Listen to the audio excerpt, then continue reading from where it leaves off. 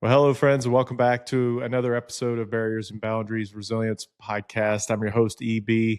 I got a author today, got a guest today that more than an author, a visionary leader, visionary in the tech industry, 25 years of experience transforming organizations. But I came across Eric Charran from his book, Have You Ever Had a Boss That? And let me tell you, that book will resonate with you in so many ways. Eric, how you doing today? Great, EB. How are you? It's great to be here. And it's great to have you here. And like I said, have you ever had a boss that it really just strikes a chord on a lot of aspects? And I appreciated that. So as we kind of get started here, I know you've worked with Microsoft and Capital One. You 25 years in this industry. Going back to this takes you back to what, the .com era? Is that boom? Hey, that you know your history. That's exactly right.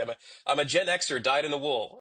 So yeah, absolutely. I graduated right at the dawn of the dot-com era, and it lasted maybe about 3, 4 years, and then all rode it all the way to the bust, and then stayed in technology. Started working at Microsoft shortly thereafter. Oh, I love it. I love it. Yeah, I can assume there was a lot of learning and growing pains along the way. Probably where some of this came out of this book for you, I'd have to imagine. Yeah, it was the first era of move fast and break things. We didn't call it that back then, but like that's really what it was. It was just this specter of a bottomless pit of stock options and potential. As long as we felt good about what we were building, we knew that we were all going to, achieve the results that we all wanted. And there was just it was a period of excess. When I was in school, if you could spell HTML, you could write your own ticket, right? And so largely that was kind of like the interesting thing that kind of propelled me to look at technology. What a lot of people don't know is I actually have a degree in marketing and I have an MBA, which actually helps me to this very day because the folks that write the check are the folks that have those degrees and are in the business, and you have to be able to translate technology into business impact, business metrics, and business speak. I often tell my teams that the number one thing a technologist needs to do is to take things that are complex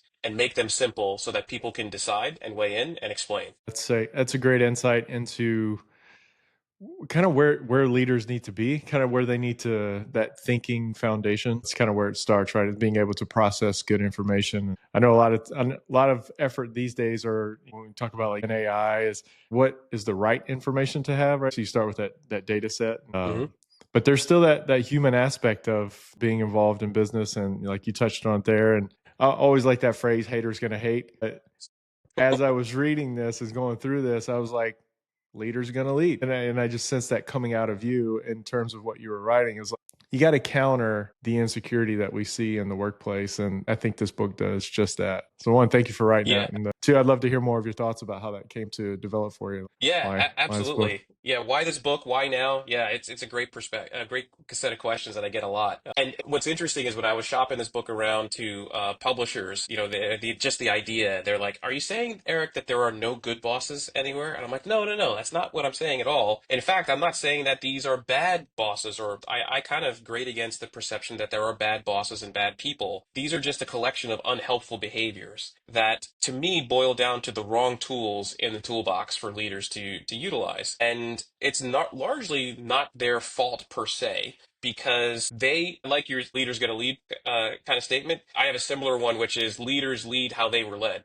Coaches coach how they were coached. Very And true. so the perpetuation of these unhelpful behaviors as being the right tools to lead has certainly perpetuated throughout my career. So what I realized is, as a Gen Xer, I've been around for a while, like you said, 25, or close to 30 years. And I noticed that there's a lot of early in career folks and mid-career folks that are getting the same scars that I've had, tripping over the same stumbling blocks, tripping up the stairs, however you want to phrase it. And I said, you know what? I know a lot. Like, I know a lot about these types of behaviors. I've seen these behaviors reoccur in people. I've kind of been shocked, mortified, horrified, felt just raw injustice about being treated that way, being subject to those behaviors. And then I built this thick skin, this resiliency to figure out how to deal with it, to say, oh, I don't have to get upset at this anymore. I've seen this before and I know exactly what to do. That took years and years to assemble. My hope is that maybe it'll take someone minutes or hours or days to assemble, hopefully after reading the book. But to answer your question, like why right now, we were all sitting around once, me and my peers were talking about a specific leader or set of leaders.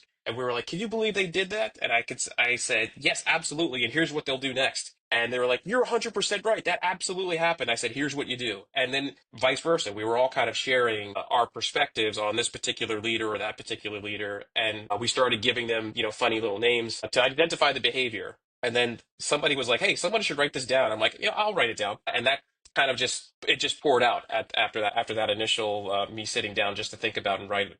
What do you think's been the most memorable boss types that readers have related to? I'd love to hear more about some Yeah. of the boss types that you wrote Yeah, about. it's almost like asking me, I didn't realize this until I was asked this question, like, what's your favorite, or what's the most impactful, or what's the most terrible to work for? And it's asking, like, how do you pick your favorite child? But I think that some of the most memorable ones, and the one for me, I think it really depends on who you are as an individual. I am a very logical, data-driven, at least I like to think of myself that way.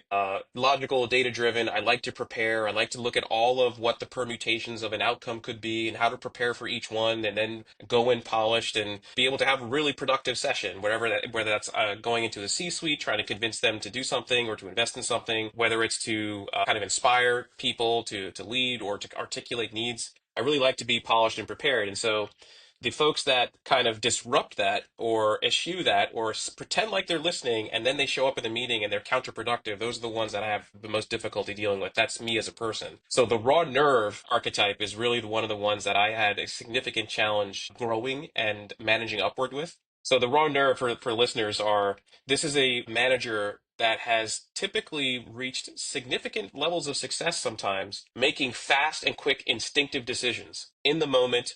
When it comes, we need to do X, Y, and Z. We need to go left and right. Right, which way do we go? And the manager goes, based on my experience and my gut, we go this way. And there's definitely a place for that, especially in younger organizations where you have to move fast, you have to react to changes in the marketplace or within the organization. And still, even in established organizations, you still need to make quick decisions. But this is the only gear that this manager has, is the quick decision. So when you actually have to do something thoughtful, when you're trying to consider, I think I write in the book about an example about deciding who's going to be your cloud analytics provider for the next 5 years. That's not a quick decision, gut reaction kind of thing. That is let's get together a team, let's spend time deconstructing the features, let's meet with each of these vendors, let's figure out how our use cases map to what this thing needs to do, and then let's provide our findings, and then let's take a stepwise progression to figure out how to onboard them into the organization slowly and carefully. So after having led or teams that do that stuff, we were about to present to the C-suite in this organization, and the manager that I had at the time, again, the raw nerve archetype, supposed to have been privy to in advance all of this information, all of the recommendations that we were about to put forth. And the hope and goal was, and the prearranged decision, the discussion was, this is really what we're going to go after, hoping to get your support in the session. This person comes in, juggling their coffee cups and setting up their laptop. They're late to the meeting, and we're in the middle of talking about, why we think that this particular vendor is the right solution. And they kind of just interject. They go, "Hey, you know what I was reading on Reddit last night? This is really getting trashed. Particular vendor. Seems like a lot of people on this subreddit really didn't like this analytical platform, and they're actually switching to this other one. So maybe we should think about that." And I'm just standing at the front of the room. I didn't do this like the Home Alone face. I felt like that's how I felt inside. Like, it's an invalidation of all the work that we had done, but it was just such a gut reaction, and that's probably one of the biggest challenges that I have as a person. I talk a lot about barriers to growth on this podcast, and that just seems to be one of them, is that when you're led by your emotions more than analytical, critical thought, having a growth mindset, being open to different ideas. One of the things that I remember you put in the book was their emotions are not your emotions. And there's so much cognitive science behind that. And I love that. So it was one thing to include all these archetypes, but it was another thing to add in these elements of here's how you build resilience against Yeah. that. Yeah, resilience is an interesting word for me. So based on my experience coming up as a young Gen Xer going into the workplace, and I think we've all probably had situations like this. Like, I've actually been, not, it's shouting match is the wrong word. I've been shouted at a bunch. And you feel like in that instance by your manager just reacting, Vesuvius just exploding. You're like, oh my God, I must have really messed up. I must have really stepped in it. And sometimes I did. Don't get me wrong. I've done shout-worthy things. But in those instances, there really wasn't a component of here's how I deal with this, here's how I emotionally process this. It's not about me. This is about this person. It's about how they're reacting to a situation when they should be coaching me. None of those thoughts happened. So back in those days, it was, all right, this is how things get done. I'm just going to have to deal with it and come back stronger and build that scar tissue and that thick skin. And the next time somebody yells at me, I won't feel like my hair is on fire so much or my clothes are on fire. So I'm painting that. So that to me is resiliency, which is you live through the trauma and now you're stronger for it, which to me is great. And I think it's important, but it's not necessarily the healthiest way to go about building that level of coping and thriving. To me, I think as I look back, and this was before terms like psychological safety and bringing your whole self to work and belongingness, like those things didn't exist. Like, so what, your manager yelled at you? Your manager's going to yell. That's just what's going to happen. So now what we realize and what I've learned at being a leader and being led that way is that we need to process the emotion. You need to get over, process the injustice, process the fact that it feels like they don't like you, that they're out to get you. But it's really in most cases, it's not about you. It's about them just utilizing the wrong tools. And that there's another thing that one of my managers used to say. He used to say Q-tip, which I'm sure everyone's heard of, which is quit taking it personal. Mm-hmm. And that's the hardest thing to do because it feels awfully personal when they're calling you out, when they're yelling at you, when they're like, I can't believe you did that. But again, they're using the wrong tool to coach, to mentor, to guide, to lead, and to deliver results, get you to deliver results. And what you really need to do is to take a step back and say, let me put myself in their shoes. Like, I'm sure that they don't really want to be screaming at me. I'm really sure that they don't want to sabotage my meeting if they had a choice. If there was another way, I'm sure they would do that. But in many instances, they don't have the other way. They're not self-aware enough to understand the impact, and they don't have any other real tools to get through it. So that's kind of the way I look at resiliency. Resiliency is all about like how do you separate yourself? Your emotion, their emotions are not your emotions. And then how do you actually start to deconstruct why they're doing these things? And then what can you do to empower yourself to actually deal with it? Yeah, and it's always a better approach than probably some of my own experience of responding to some of those emotionally charged leaders. I would say asking them if their mother hugged them enough as a kid in response to them yelling is not the best way to go, just based on my Typically, statistically, I would say that's probably not the best way to go. You might surprise a few people, you might shake them out of the stupor of rage, but I don't think that that's a good way to go. You're right. I'm 0 for 2 on using that one myself. Has there been any like favorite stories out of the book from readers that have reached out to you about, oh man, like this one got me? Yeah, it's tough because yeah, again, it's like choosing your favorite kid or your favorite flavor of ice cream or something like that. But I think the one that's pretty memorable is the attack sub manager. So this one is kind of like the way I describe it is you're at an airport or it's off hours, you're out to dinner, and your phone just starts blowing up. Slack is blowing up, Teams, whatever, text messages are coming in. We've got this meeting tomorrow. It's a C-level exec meeting. Need you to prepare some slides in this project you've been working on. They really want to hear the impact. They want to understand the budget allocations, whatever it might be. Need you to produce maybe like 10 or 15 slides by, 3 p.m. tomorrow. And you've disrupted your entire evening's been disrupted. You were going to watch movies on a flight. Now you can't. And you're just like, okay, have all these questions. Who's going to be there? What kind of details do we need to hear about? How much of the budget should I put in? Should I put in a spreadsheet level detail or is it just high level metrics? What do we need to think about in terms of outcomes? Do they want a complete program review or do they just want milestones or do they want? So all of these things that you are next level, like how do I actually do this task with quality so I can be successful? Dead air. They've submerged back beneath the waves. So 2 p.m. comes, 2:30 p.m. comes the next day. You're maybe standing outside of the C-suite offices. The attack sub-manager erupts again, comes from beneath the waves, fires off a bunch of missiles. This spreadsheet that you sent me, not anywhere, or this presentation you sent me, not anywhere near what I was thinking about. You missed this. You didn't have enough detail here. This is too high level. They're going to pressure us on this. Let's just go in. Let's make the best of it. And you are left there standing in the hallway thinking, if only you had answered my questions, I could have targeted. I wouldn't have had to guess, and we would have been so much better prepared. So the attack sub manager, like a submarine, runs silent and deep. Slacks, team messages, emails, text messages bounce off them until they just erupt, and then go back underneath the water again. There's so much rewarding factors when you share information.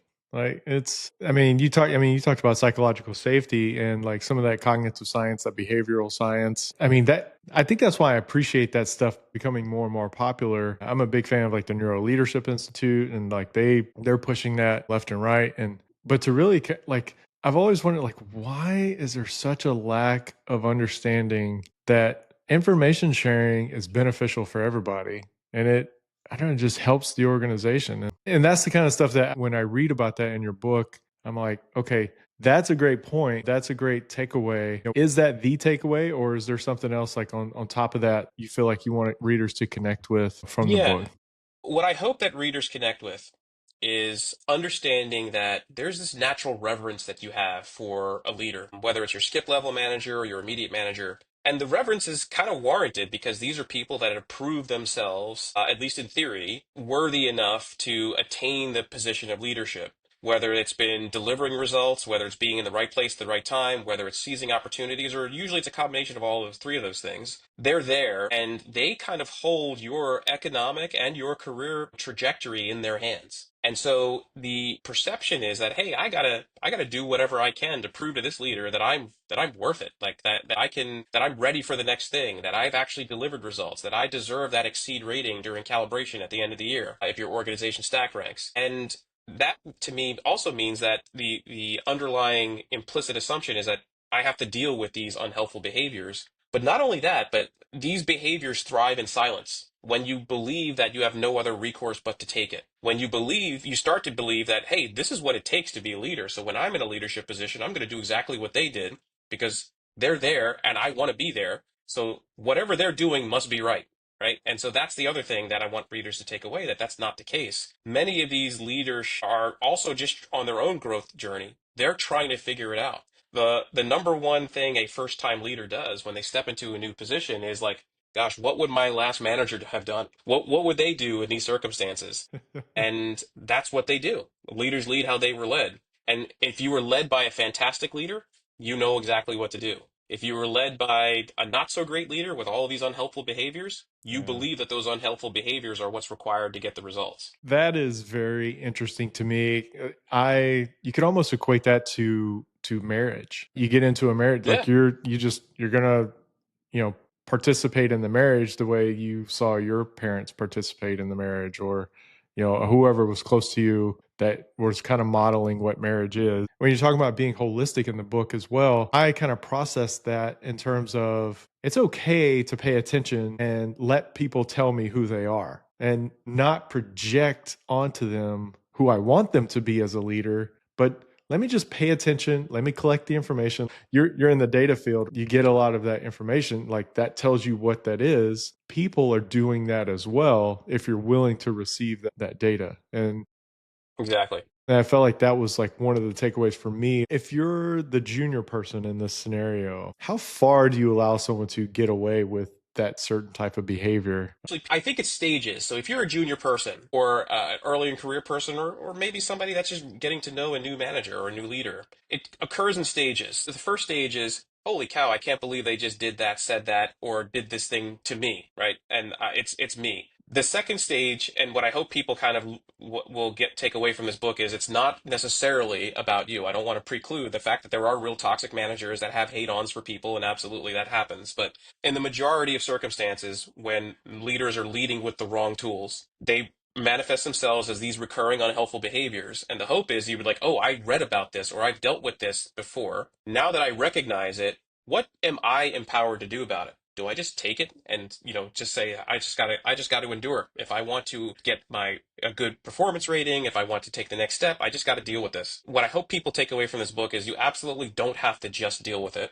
You can actually be constructively critical of your manager, if you believe it or not, if you approach it in the right way. You can actually lead your manager, grow your manager as a partner to achieve team results and organizational results together if you approach it the right way. And the right ways, or well, what I consider the right ways, are utilizing it with empathy first. Empathizing with your manager, which is probably the most difficult thing to do. If somebody is hurting you, it's so difficult to be like, well, why are they doing that? What must they be feeling? But it takes incredible self-awareness and discipline in order to get there. But you can get there. The next thing to do is say, gosh, these leaders are under impressive and incredible strain. They have to deliver results. They have to get great pulse survey scores from me to prove that they're a great manager. They're being asked to do more things with less resources. They have to do vacation requests, deal with performance issues, and all these other things. Now I understand why they are reacting the way that they're reacting, why they can never seem to remember anything, why they're scheduling emergency meetings at 7:30 in the morning. I can see why they're doing it, but that's not to say now I'm just going to deal with it better because I understand. Next step, the final step is how do I actually help the manager? How can I be of service to this leader so that they don't have to? In order to get there, though, you have to get them in a position where they're ready to change their minds. What I've learned in my career is that people don't make logical choices. People make emotional ones, and then they seek reasons to back it up. Which means if you come to them with data, and I did this early in my career, EB, like I would just, in a meeting, I would just start shouting, like, not shouting, but like, no, no, no, you're wrong. You're going to walk off a cliff. I've been there before. I've seen other people do it. You're heading right to this cliff. You're going to step off. And they're like, all right, thanks very much. We'll see you later. And my manager at the time said, hey, Eric, you need to sit on your hands. And I literally, EB, in this meeting, like I would sit on my hands. And instead of just blurting out the right answers, I began asking questions like, well, if I was behind your desk, I'd be worried about these things. And that really helped because it got them to a point where they understood that I understood their feelings about the particular decision or the topic. And only then were they willing to listen to me position the right answer utilizing questions like, what if we did this? Do you think this might work? What would happen if this happened?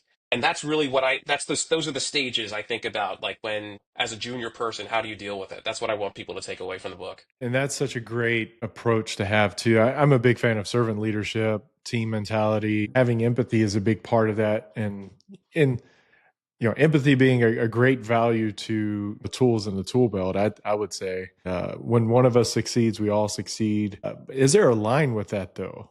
Is there a you do not cross this aspect with going too far of, is there too much empathy? And Yes. okay. Yeah, and I've learned this. I have three kids, and one of them is kind of like I am. It's more logical, less like they have to practice cognitive empathy because they're not a very, deep feeling person. And then my youngest is super empathetic. She can see somebody that she doesn't even know, and it's like, it must be so difficult to be going through what they're going through. And I'm like, huh? So there is a time in which you can over empathize, and I think too much of anything is a bad thing. I think the line is know your worth, know what you're worth. So, as much as you might get insight and coping strategies and thriving strategies from this work that I produce, as well as others that are out there that are excellent, you have to figure out, well, am I throwing good energy after bad? What is my tipping point? I've tried all of these strategies. I've tried all of these methodologies. This person, I just can't get them there. But you have to say, instead of going back to suffering in silence or just keep trying and all of the negative spiral, the jaded spirals that kind of ensue from that type of thinking, you have to say, listen, I'm worth more than this. And I'm not interested in pouring more energy into this, trying to turn this aircraft carrier around. And I'm going to go somewhere else where I'm valued. I'm going to go work for a leader that actually values me and knows how to lead. There's a saying in the scriptures in the Bible. It's don't throw pearls to pigs. Eh, eh, I vaguely remember that. I was raised super religious, so I remember that. The way I operationalize that professionally is the idea is, and I got this from some time that I had to spend in a leadership program. I had opportunity to spend time with Satya Nadella when I was at Microsoft, and he said people don't quit teams, they don't quit organizations, they quit managers, yeah, and they should. They should yeah, quit managers. If there's a situation in which you're just throwing good energy after bad, you've been professional, you've been respectful, you've tried to be the tide that lifts all boats, and it's just not working. Know your worth and find an opportunity that's worthy of your talent and skill. yeah, man, Eric, that's such great insight, and I really want people to get this book, to read this book. I mean, that's a culture shifting material that they can take with them, and I like that you say, I just want people to go through what I went through a lot faster and learn what you learned A a lot lot less faster. pain. How about that too? Yeah. Yeah, a lot less pain, and so I appreciate that. So how would viewers or listeners connect with you, find the book, and I'll put links and stuff in the notes. But what's the best Yeah, way great. that you want people Great to question. connect with you? Book will be available. I think the beginning part of next week, so March 13th. It'll be available. It's available for pre-order on Amazon right now. Just search for "Have you ever had a boss that?" It should pop right up. You can connect with me on LinkedIn if you search on my name, Eric Charran. The Instagram account that I have is author Eric Charran, all one word. Same on TikTok for as long as that's going to be around. Who knows? But I'm there as long as that platform's up and running. There you go. No, I love it. Any final thoughts before we say goodbye for today? I think the biggest thing that I often tell my kids are that the closest thing that human beings have to magic is confidence. But confidence is like ephemeral. Like, how do you get it? And do you just assume that you have it? But I'm hopeful that readers will have the confidence from this book to realize that they're not powerless. These behaviors persist in silence. These behaviors persist when you think that you don't have any way to deal with them. And that's not true. You do have the ways to deal with them. My hope is that you can use some of the suggestions in this book to kind of take control. That's a good word, Eric. I appreciate it. And, thanks for stopping by and joining us today on the show. And please get the book. Please reach out with Eric, connect with him on LinkedIn. And man, I look forward to seeing all the good things that are happening in the future. Thanks for having me on, EB. It's been great. Thank you. All right, my friends, that was Eric Charran, author of "Have You Ever Had a Boss That?"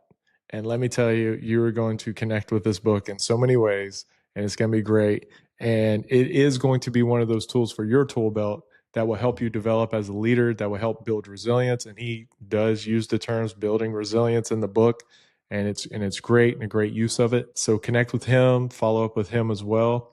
We're going to keep fighting, keep pushing for resilience here. And until next time, EB out here.